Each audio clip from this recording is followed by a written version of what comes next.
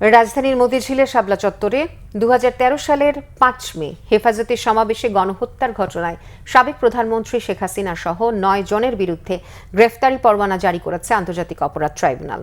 শেখ হাসিনা ছাড়াও পরোয়ানাভুক্ত আসামিদের মধ্যে রয়েছেন সাবেক স্বরাষ্ট্রমন্ত্রী মহিউদ্দিন খান আলমগীর, গণজাগরণ মঞ্চের মুখপাত্র ইমরান ঈদ সরকার, সাবেক আইজিপি হাসান মাহমুদ খন্দকার ও বেনজির আহমদ। এছাড়া অন্য মামলায় কারাগারে থাকায় সাবেক স্বরাষ্ট্র প্রতিমন্ত্রী শামসুল হক টুকু, সাবেক আইজিপি শহীদুল হক, সাবেক সেনা কর্মকর্তা জিয়াউল আহসান, সাবেক পুলিশ কর্মকর্তা মোল্লা নজরুল ইসলামকে গ্রেফতার দেখানোর নির্দেশ দেওয়া হয়েছে। আগামী 12 মে তদন্ত প্রতিবেদনের জমা দেওয়ার জন্য নির্দেশ দিয়েছে আদালত। নির্দেশ চেয়েছে ট্রাইব্যুনাল। এর আগে গত 27 নভেম্বর শাপলা চত্বরের ঘটনায় শেখ হাসিনা সহ 50 জনকে আসামি করে ট্রাইব্যুনাল প্রসিকিউশনে অভিযোগ দাখিল করে হেফাজতে ইসলাম।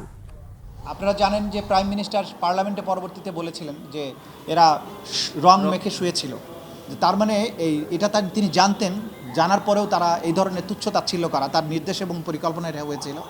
স্বরাষ্ট্রমন্ত্রী, স্বরাষ্ট্র প্রতিমন্ত্রী, আইজিপি, র্যাবের প্রধান, এডিজি অফ পুলিশের ঊর্ধ্বতন কর্মকর্তারা তারা প্ল্যান করে এটা করেছিলেন। হাজার হাজার সদস্য অংশ নিয়েছে সঠিক, কিন্তু মানবতা বিরোধী অপরাধের বিচার করার জন্য আমাদের লাগবে কমান্ড স্ট্রাকচার। কারা নির্দেশ দিয়েছিল, কারা বাস্তবে ফিল্ডে থেকে কমান্ড করে এই কার্যটা করেছিল। সেই কারণে প্রথমে আমরা টপ কমান্ডারদেরকে বিচারের মুখোমুখি করতে চাই। সে কারণেই টপ কমান্ডারদের বিরুদ্ধেই আজকে গ্রেপ্তারি পরোয়ানা চাওয়া হয়েছে এবং সেটাই জারি হয়েছে আজকে।